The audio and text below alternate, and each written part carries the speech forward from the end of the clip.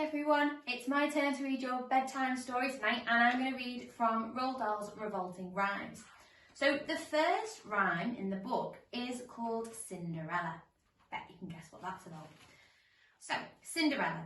I guess you think you know this story. You don't. The real one's much more gory.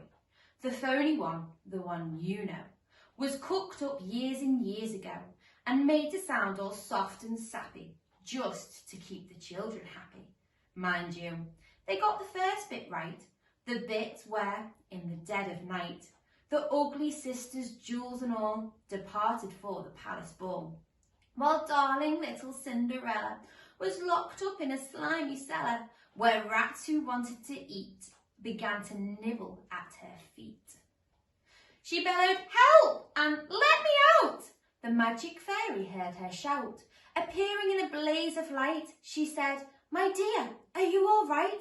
"All right," cried Cindy. "Can't you see I feel as rotten as can be?" She beat her fist against the wall and shouted, "Get me to the ball! There is a disco at the palace. The rest have gone and I am jealous. I want a dress, I want a coat, and earrings and a diamond brooch and silver slippers, 2 of those, and a lovely nylon pantyhose. Done up like that, I'll guarantee the handsome prince will fall for me." The fairy said, "Hang on a tick." She gave her wand a mighty flick, and quickly, in no time at all, Cindy was at the palace ball. It made the ugly sisters wince to see her dancing with the prince. She held him very tight and pressed herself against his manly chest. The prince himself was turned up to pulp, and all he could do was gasp and gulp.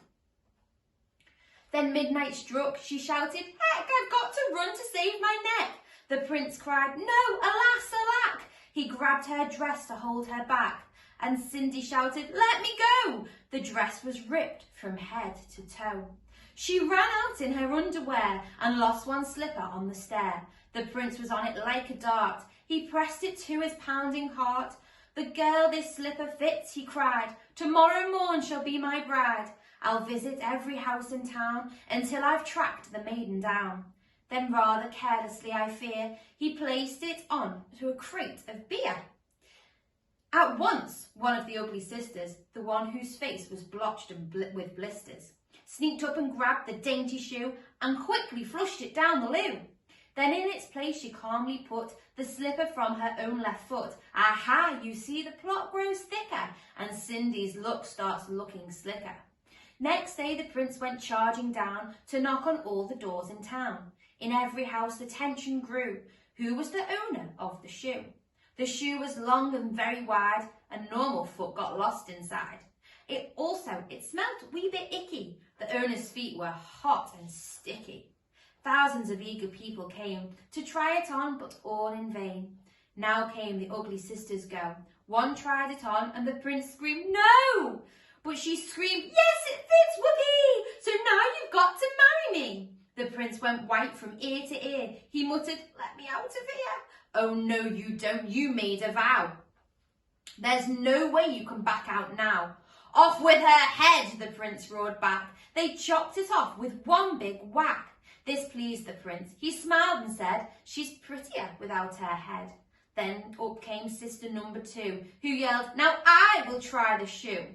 "Try this instead," the prince yelled back. He swung his trusty sword and smack! Her head went crashing to the ground.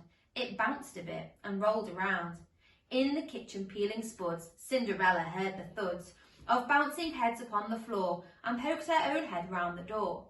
"What's all that racket?" Cindy cried. "Mind your own biz," the prince replied. Poor Cindy's heart was torn to shreds. "My prince," she thought, "he chops off heads. How could I marry anyone who does that sort of thing for fun?" The prince cried, "Who's this? She's off her nut." Just then, all in a blaze of light, the magic fairy hove in sight. Her magic wand went swoosh and swish. "Cindy," she cried, "come make a wish. Wish anything and have no doubt that I will make it come about." Cindy answered, "Oh, kind fairy, this time I shall be more wary. No more princes, no more money. I've had my taste of honey. I'm wishing for a decent man. They're hard to find. Do you think you can?" Within a minute, Cinderella was married to a lovely fella, a simple jam maker by trade, who sold good homemade marmalade. Their house was filled with smiles and laughter, and they were happy ever after. So that's the end of our Roald Dahl revolting rhymes. Apparently Cinderella wasn't what you thought. See you later.